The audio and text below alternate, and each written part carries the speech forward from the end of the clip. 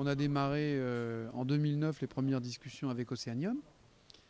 L'année dernière, on a soutenu cette ONG dans son programme de plantation. Ils ont planté 36 millions de palétuviers et cette année, on continue à les soutenir.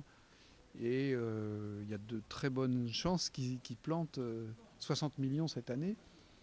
Donc je crois que ce programme est une bonne illustration de ce que peut être un partenariat entre une entreprise et une organisation de terrain comme Océanium. Alors l'objectif, c'est 100 millions d'arbres.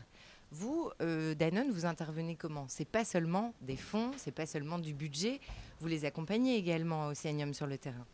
D'une part, c'est pas seulement du budget, mais surtout l'approche de Danone, ce n'est pas une approche classique de type philanthropie, c'est-à-dire on donne de l'argent à des associations, etc. Nous voulons établir une relation durable et une relation qui soit équilibrée. Donc d'un côté, Océanium a besoin de moyens.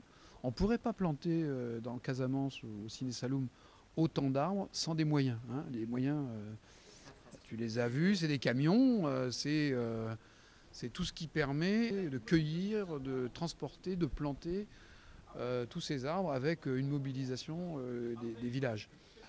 Nous, Danone, nous voulons à la fois réduire nos émissions, hein, parce que nous transformons nos usines pour consommer moins d'énergie, nous transformons nos emballages ou nos moyens de transport pour essayer de diminuer nos émissions de carbone. Puis d'un autre côté, on sait que ça ne suffira pas.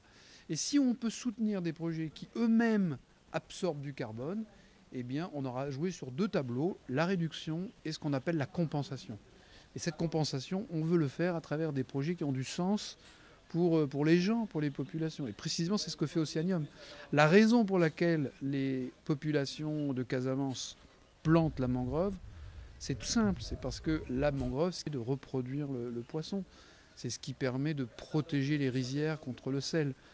Donc la motivation première, c'est une motivation de lutte contre la pauvreté, d'alimentation. Et ça, c'est proche du métier de Danone. La mission de Danone, c'est apporter la santé par l'alimentation au plus grand nombre. Donc quand on finance Océanium, on permet à des populations d'assurer leurs ressources pour les années qui viennent. Et c'est très concret, c'est de l'alimentaire. Et d'autre part, quand on fait ça, on plante une énorme forêt, 60 millions d'arbres cette année, c'est beaucoup de carbone dans les années qui viennent. Et ces arbres-là, ils vont absorber du carbone.